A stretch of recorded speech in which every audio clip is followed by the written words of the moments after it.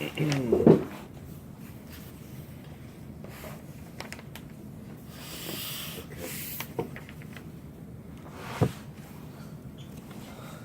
a funny thing.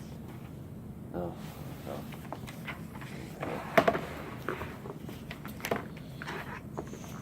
Let's see here.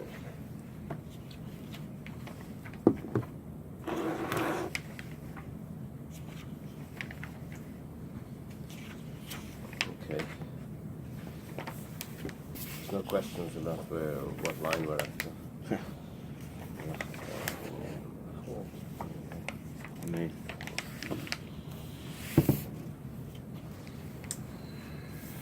Okay, the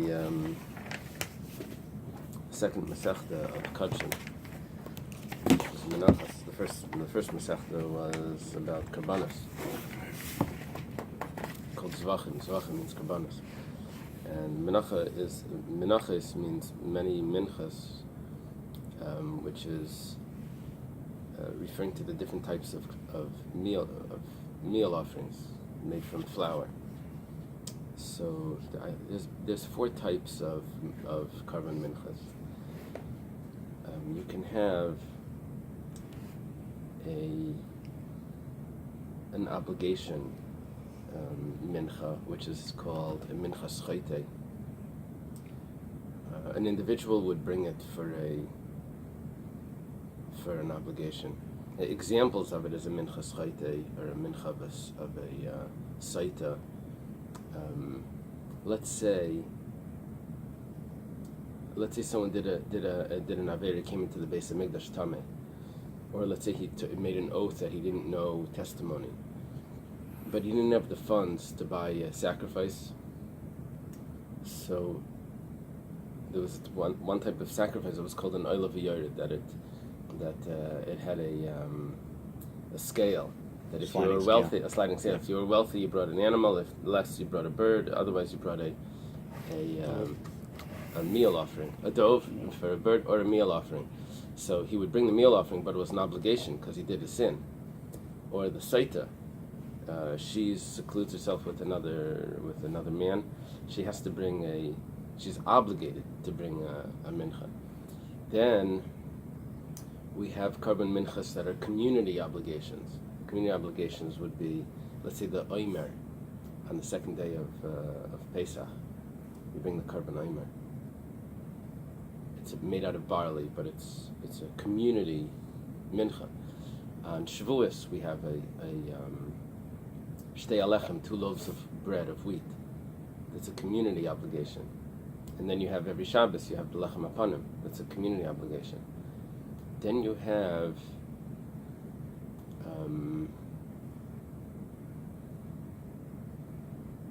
donation offerings. Then you have donation offerings. Carbon mincha, that's just a person says, I'm going to give a donation. How many was that? Out of nothing. I'm sorry? Out of nothing, just donation. He said, I just want to give a donation. So I said there's community obligations, individual obligations, regular donations. There's another type. Okay, but in the individual, there's a 4th type. In the individual sacrifices, an individual wants to give a donation. There's 5 types of possibilities that he could bring, and it depends on how much oil is mixed in and what type of pan it's used. So there's 5 different types. So because you have these different types of menachos, so our Mishnah begins, Kol menachos shenikbetzu shalei lishman is ksheres. Pretty lenient. Any mincha that the kmitza was done, kmitza we discussed was the 3 fingers scoop, but it was done for the wrong intention. So what could a wrong intention be? Well, Rashi says on the top, he says that he donated a marcheshes, but instead the kohen did kmitza for a machavas. Marcheshes is a shallow pan, and the machavas is the deep pan. So the kohen switched the type of mincha in not only in his mind, but Rashi, according to Rashi, actually pronounced that he's bringing it for the wrong type of mincha. So we say that mincha is kosher. What does it mean that it's kosher?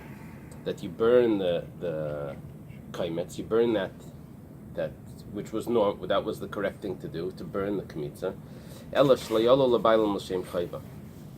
The only thing is that the owners have to bring another one. So there's a difference, an afkamina, between the pots. Like, in other words, if you make something, in other words, there's significance to how deep a pot could be potentially. In other words, it would be corresponding it's a totally different mincha. It has a different title in the Torah. It has a different section. So if you brought a mincha that was supposed to be brought in a small pot and you put it in a big pot, it's kosher. Lechatchila. It's supposed to be in According to Mishnah. It's not lechatchila. It's b'diavad, because you have to bring another one. Just the only difference is it's the kaimetz gets burned, okay, and the rest of it gets eaten.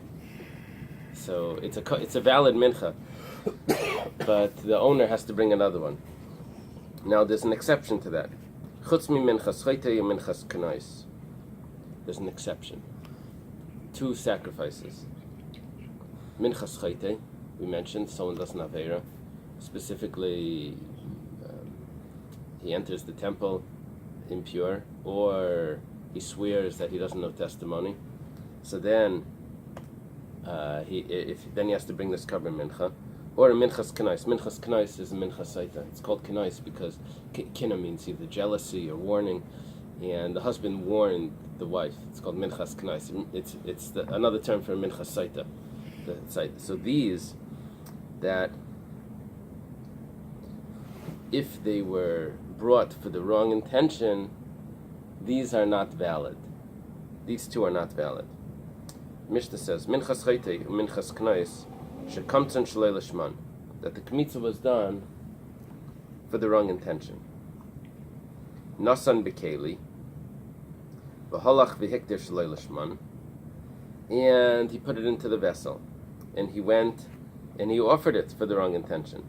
Now, I just want to point out that normally in a korban there's 4 activities that are performed for a regular korban. You have to do shchita, you have to receive the blood, you have to walk the blood up to the mizbeach, and then you have to sprinkle the blood. So those are 4 activities. And similar to those activities, you also have in the korban mincha, you have to do kmitza. Then you have to take the kmitza and put it into a vessel, which is similar, corresponding to getting the blood into the vessel. Then you have to walk the kmitza up to the mizbeach. Then you have to burn it on the mizbeach. That would correspond to the sprinkling of the blood on the mizbeach. So we're saying the different activities here. And what we're saying is that if the person has the right intention, then everything is good. If he has the wrong intention, but for which activities? Because it could be he has the wrong intention for some and the right intention for the others. So the first case is he has the wrong intention for both, for all the way through. He did the kmitza for the wrong intention. He put it into the vessel and he walked it and he burnt it, all for the wrong intention. Next case. Lishman v'shalei lishman.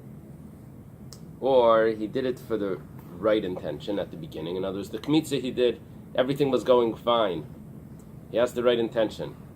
But then in the middle he switches for the wrong intention by, let's say, the walking it up to the altar and then putting it on the fire as the wrong intention. So he started correct and then he finishes incorrect. Or the opposite. He starts incorrect, but in the middle he corrects it, and he puts it back on track for the right sacrifice, for the right mincha. So these are all psulas. Okay, so this, generally speaking, kol menachos sheniksu shalei lishman ksheris, right? Yeah. So now it's saying what? Now we're dealing with the exception, which is the minchas chayte and minchas kanais. Right. These are pasul. But not only are they pasul if there's the wrong intention, but they're even pasul for each, if there's the wrong intention by any part of this, whether it's the beginning part or the end part, even though the rest was for the right intention. The Gemara gives us an example of what's the wrong intention. What would be the wrong intention? The right intention and the wrong intention. So it says, well, he started off l'shem minchas chayte, which was the sin offering mincha, because he did the avera. That's the mincha we're talking about. But however, he finished with l'shem minchas nedava. But then he finished with a donation offering mincha. That's how he completed this. So that was the wrong intention. What is the opposite? Shlei lishman or lishman. He starts with the wrong intention and he finishes with the right intention. L'shem minchas nedava. He starts with the intention for a donation, which was the wrong thing. L'shem minchas chayte, but he finishes with the correct one, which is the sin offering, which that's what we're dealing with. Okay. Why is this significant? He started, he ended it. Things just say that, you had the wrong intention. Right. It goes back and forth. Rashi points out that we could have thought that we would go after the last intention.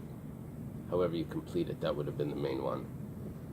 And Kamash Malon, the Mishnah is teaching us that a person is, it's toughest lashon rishon, that the person is also held accountable for his first intention as well. It's not just the last intention. Okay.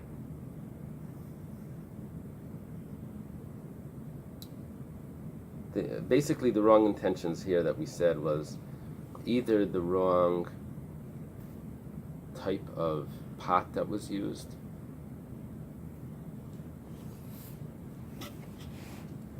that we mentioned in Rashi, or the wrong intention here was the wrong type of mincha. That means it was a sin offering, and he brought it as a donation offering.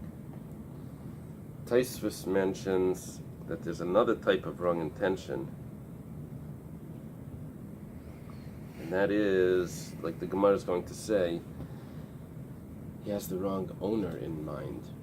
Instead of bringing it for Reuven, he brings it for Shimon. That's also the wrong intention. It's no good. Right. Well, it depends by which sacrifice. It starts off, all menachos that are, the kmitza was done with the wrong intention are kosher. Right. Except for those two that are not kosher. The examples we gave were Shinei Kodesh. The Mishnah gave the Shinei Kodesh. You changed which for another type of holiness. You changed for an obligation or a donation or the wrong type of pan. But there's also another possibility, and that is that you changed Bailim. Shinei Bailim, you changed the name of the owner. Okay. And does Taisvus mention why the Mishnah doesn't mention that? Well, in the Gemara we're going to see some possibilities. Okay. Lamali lemisnei ella. Why does it need to say the word ella? Ella means just or but. It says all menachos that were scooped for the wrong intention are kosher. But they don't. The owner doesn't fulfill his obligation that he accepted on himself, or the obligation that he had. We could have said it. Just say and it doesn't. It's kosher. We're saying a rule. We're saying the rule that all menachos that are done for the wrong intention are kosher, and the owner doesn't fulfill his obligation, needs to bring another one. Why does it say but? What's it coming to exclude with that but? The Gemara explains. What do you think when it says Ella Shaloi Alu Labalim? It doesn't need to say but, it could say and. What comes to mind, which is not so relevant, is that it sounds like the but means that it's negating something in the beginning. That it's kosher, but it's not so kosher. It doesn't have to be like that. It could be it's kosher 100%, and you have to bring another one. But the but, you could have said the same thing, and it would have been no different. Now Rashi says when the Gemara asks this in other places, so Rashi says, "Lo'elam yishana adam l'talmidav derech chitzara." You should always teach in the most concise manner. So the Gemara's question here is that if the Mishnah was something that was memorized, you try to make it the most concise. Mm-hmm. Not like the long speeches. Keep it short. So the Gemara says, Hakamash Malan. This is what it's coming to teach us. L'baylim hu d'layol l'shem chayva hamincha gufa ksheira v'asel l'shenoyeh. And you're not allowed to continue to change. In other words, the Ella is telling me that the only thing that's different about this is just that one point. Which means that this mincha is so kosher that as you go on, don't make any other change in the mincha thinking that, oh, I messed it up already. I already changed. No, this is a valid mincha. You have to keep it with the right intention all the way through. Wait. I'm sorry, Rabbi. You just said Kol. You said Ella. It comes to teach us that even though you did something that wasn't lishma, it's kosher. You're saying now that it's saying there's nothing wrong with it, right? Ella comes to teach. It starts off saying that it's kosher. Yeah. But the owner doesn't fulfill his obligation. We could have said it's kosher and the owner doesn't fulfill his obligation. Why do you have to say but the owner doesn't fulfill his obligation? It's coming to teach me that but is saying that there's only one slight thing that's different. What's that significance telling me that it's such a small thing? It's trying to tell me that this mincha is so kosher that even though you made an adjustment to it, you had the wrong intention, but you're not allowed to, at the beginning you had the wrong intention, the following activities of the mincha you're not allowed to have the wrong intention for. You shouldn't say, oh, it's not kosher anyway, the owner needs to bring another one anyway, it doesn't matter what I'm going to think. It's not true. Mm-hmm. You're not allowed to change it even after it was messed up with that. So even though you're fulfilling your obligation with another one, which you might think that this one was not good enough. Interesting. Uh-huh. That's my thinking. I didn't learn it like that. You're saying it differently. You're saying even though the owner needs to bring another carbon, so you could think that this one doesn't matter anyway. From the Gemara, it doesn't sound like that. The Gemara says even though you messed it up, it's still considered kosher, and you're not allowed to change it. Despite the fact that you're bringing a new one. Yeah, but you have to bring another one. But that's the only small thing of the rest of it is kosher, and you have to keep it on the right intention. But you have to bring another one because you have to fulfill your obligation. Right. You're not fulfilling one. But don't think that this one is not kosher. Right. That's the way to... Something like that. The Gemara says, and this is similar to what the Rava says, because Rava says, Dama Rava, Oila sheshachta shalei lishma. If someone shechted an oila for the wrong intention, the sacrifice is kosher. But the owner needs to bring another one. But asr lizrik dama shalei lishma. He's not allowed to sprinkle the blood for the wrong intention. Just because he did the shechita for the wrong intention doesn't mean that he should then go on and do the wrong intention for the next thing. So that's what the Mishnah is teaching us by Ella. That even though you had the Shalei Lishma in the first thing, but as the mincha is performed, you have to have the right intention for the rest of it. Now, Iba Yasema Svara Viba Yasema Kra. If you want, I can tell you the reason for this is logical. If you want, I can tell you the reason for this is based on a pasuk. Iba Yasema Svara. If you want, I can tell you that it's logical. The logic is as follows: Mishum de Beshaniba, because he did one change. Kol Hani Lishniba V'Nezel. Should he go on and change and continue? It's logical. You did one adjustment. Doesn't mean that you should mess it up to continue. Iba Yasei Makra. If you want, I can tell you that it's based on a pasuk. The pasuk goes like this. It says, Meitzes Vasecha Tishmar.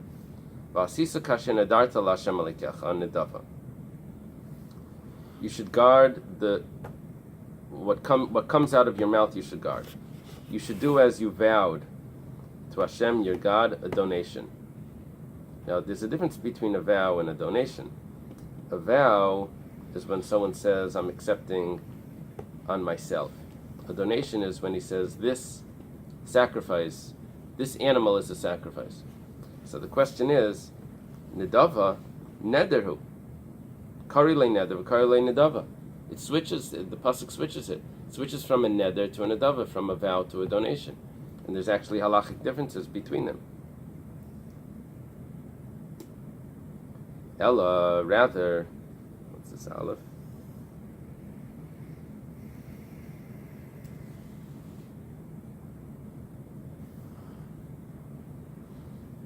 Im kamashin nadarta sisa. If you did the way you vowed, in other words, if it was done correctly, yehei neder, then you fulfilled the obligation that a person accepted on himself. Harei olai, he accepts on himself that he's bringing a sacrifice. He doesn't have to bring another one.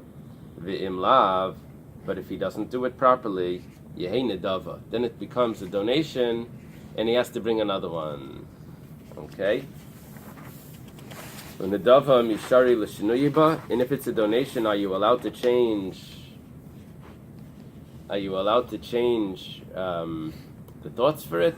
In other words, are you allowed to make any adjustments to it? No, you have to bring it as it is. So just because it turned into a nedava, that doesn't mean that you're allowed to then have thoughts of a different sacrifice. You follow? So we have two sources for why you're not allowed to change, even though the korban is not alul l'baylam shem chayva. Either because it's logical, that just because you made one change, should you continue? Or it's the pasuk says that just because you're not fulfilling the obligation, that doesn't mean that you're allowed to make an adjustment. It's a regular nedava. It's a donation offering. Rashi says, where do we know that a donation offering you're not allowed to change? It says, Im zevach shlam karbani, brings from a pasuk, zevach shlam karbani. Okay. The Gemara now says that lema masnisin b'leik Reb Shimon. Let's say, shall we say that our Mishnah does not fit with the opinion of Reb Shimon? This is a very interesting Gemara. Just the layout of the Gemara is very interesting. It's going to tell us a brisa from Reb Shimon. Then it's going to discuss answers that the Amiram give to a contradiction in Reb Shimon without telling us the contradiction. Then it's going to go back and tell us the contradiction and tell us the answers.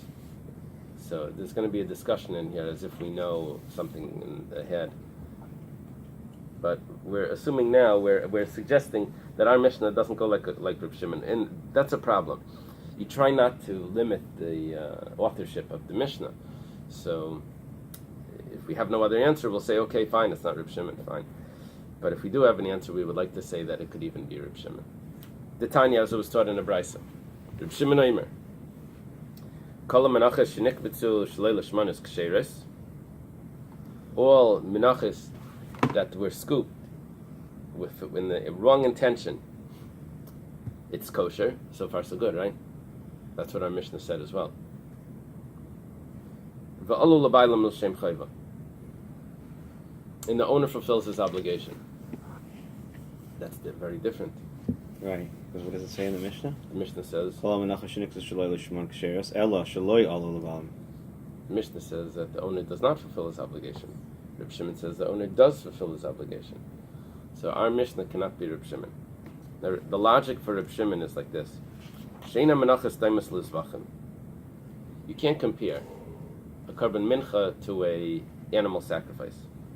Why? Now we're seeing where the shalei l'shma comes in when you have the different pan. That if someone scoops up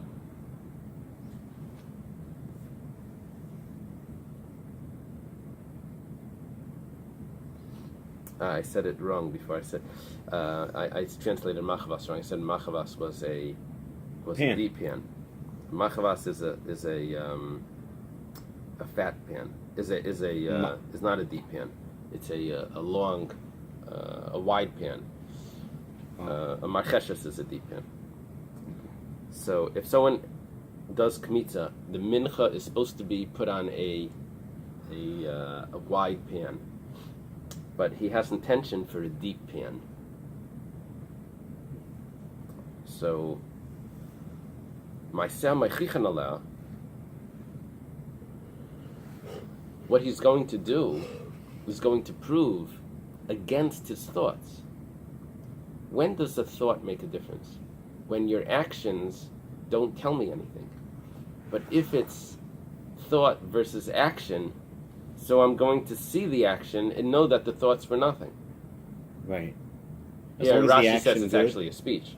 That you have to pronounce it. But the action is going to show that what you said is not correct. And we're going to look at the action. Mm-hmm. So if someone does kmitza with the intention to put it in the wrong pan than it was supposed to go, but he puts it in the right pan, so he put it in the right pan. You can't tell me that, oh no, you've adjusted it in your thoughts and now it's the wrong one. It's not the wrong one, because the actions are much more powerful than his thoughts, or than his speech. Or let's say, the next case. L'shum machvas chareva.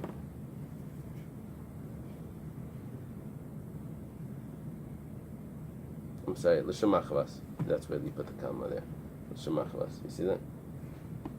Shakim it's minchas mecheses l'shum. Mechichan al l'shum machvas. It goes there. And that comma is not correct. Chareva l'shum blula. Let's say it's a dry mincha. That means there's no oil mixed in at the beginning.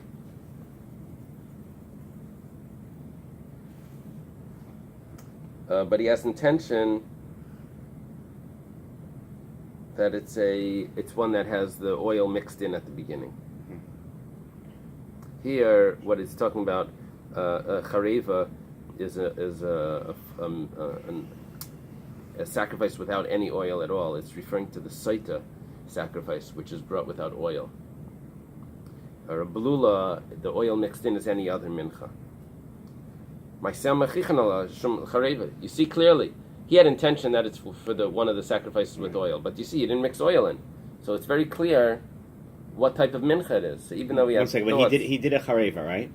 Yeah. So and he had intention that it's a belula, that it's but what oil was he mixed supposed in. to do? Chareva. So who cares? Right. Right. That's what Reb Shimon says. Right. So how does that? So the Mishnah says the action's not good enough. The fact that you did it, that your pronouncement is. Yeah. You're going to see some logic for the machlekes soon. Okay. It is very interesting. Rashi points out that although we started off explaining this, that Reb Shimon argues about one point. Reb Shimon here proves that he's arguing about two things. First is does the owner fulfill his obligation? That was the first thing that was clearly recognizable. But now there's another point that he just mentioned. We said that if there's a saita offering, then that's an exception. In the mincha is not valid at all. 1 second. Say that again. If there's we said that the saita or mincha saita, those are exceptions. Right. And now in the example that Reb Shimon gives, he says chareva l'shum blula, and chareva means a dry mincha, which is a saita mincha. And his example shows that not only is it valid, which according to our Mishnah wasn't even valid, but it's even the owner fulfills the obligation. This woman that's bringing a saita, that the kayan that bringing the saita mincha, the kayan would have messed it up entirely because he had the wrong intention. According to Reb Shimon, it's totally correct. Right. It's totally fine. In other words, it doesn't make a difference what the kavanah was. He brought the thing. Right. That's what you're saying, right? Yeah. As long as it's brought, it's the Misa, right? Yeah. Like if you could break it up in a flow chart. Yeah. Okay. Now, this is where the Gemara does this interesting thing where it starts to tell us the resolutions to a contradiction that it didn't mention yet. The Gemara says, Hani chala Rav Ashi. The contradiction is going to be that Reb Shimon's going to say in another brisa that the owner doesn't fulfill his obligation. We're going to have another brisa there, and we're going to need to resolve it. Okay. However, we're going to resolve that contradiction. We may be able to go back to our Mishnah and claim that Reb Shimon is the author of our Mishnah. Oh, really? Yeah. Right now we said it's clearly not. But because there's a contradiction that needs to be resolved, we may be able to take a careful look at our Mishnah and see if it fits into that resolution, and say that Reb Shimon is talking about a specific incident and scenario which would fit with the Mishnah. So Hanichal Rav Ashi works out well according to Rav Ashi. The Amar kan bekaimet machavas l'shem marcheshes, kan bekaimet minchas machavas l'shem minchas marcheshes. The other brisa says that he does not fulfill his obligation. Rav Ashi explains that it depends what pronouncement he said. If he did it in short, without saying a full sentence, he said it was supposed to be a minchas machavas, a flat, wide pan. And he says that this is marcheshes. This is a deep pan. So that's nothing. But if he says this is a minchas marcheshes, he leaves, he has the complete sentence that this is the mincha of a marcheshes, of a deep pan. So then it's invalid. I don't know if it's the full sentence or if it's the flour versus the pan. So whatever it is, because he defined it so clearly, then his words will affect the carbon mincha, and it will be the owner will not fulfill his obligation. If that's the case, that it depends on the words that he said, we can go back to our Mishnah and we can say that why over here does Reb Shimon say that it's valid and the owner fulfills his obligation? It's because he didn't say the full phrase. But in our Mishnah, he said the full phrase, and that's why it's not valid. So it could be. Gemara says, Hanicha, according to Rav Ashi, that explains like this. So then, Masnisin mincha l'shum minchahi. Our Mishnah was when he says that it's a carbon mincha, for the sake of another mincha, but he spells it out, mincha, whatever. Ella, however, Rabba v'Rava, l'Rabba v'Rava, according to the two other answers that are given to that contradiction, Ma'yekel Meimar, what is there to say? Which means we're going to need to say that our Mishnah doesn't fit with Reb Shimon. Or Reb Shimon is not the author of our Mishnah. V'chi teimen, if you're going to try to say, K'dekamishani Rabba, as Rabba answered, that kan b'shina kodesh, kan b'shina bailim. Okay, Rabba tried to answer in the contradiction, that when does Reb Shimon say that it's a valid sacrifice to the extent that the owner fulfilled his obligation? Why did Reb Shimon say that? Remember? Because he said your actions are more significant. Yeah. That would only apply